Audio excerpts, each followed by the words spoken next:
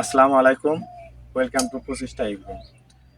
আপনারা জানেন প্রচেষ্টা এগ্রো সব সময় কৃষকের সঙ্গে সকল পরামর্শ দিয়ে কৃষককে সহযোগিতা করে থাকে। তারই ধারাবাহিকতায় টাঙ্গাইল জেলায় ময়লা গ্রামে এক কৃষক ভাই প্রায় 7-8 বিঘা জমিতে মাছা জাতীয় ফসলের পাশাপাশি মরিচ, বেগুন এগুলো চাষাবাদ করেন। তার এই প্রজেক্ট প্ল্যানিং শুরু থেকে শেষ পর্যন্ত প্রচেষ্টা এগ্রো থেকে পরামর্শ নিয়ে তিনি শুরু করেন।